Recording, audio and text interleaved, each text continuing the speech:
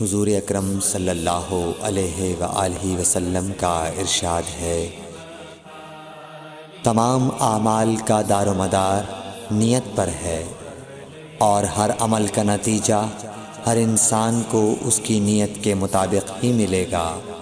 پس جس کی ہجرت دولت دنیا حاصل کرنے کے لیے ہو یا کسی عورت سے شادی کی غرض سے ہو، پس اس کی ہجرت انہی چیزوں کے لیے ہوگی جن کے حاصل کرنے کی نیت سے اس نے ہجرت کی۔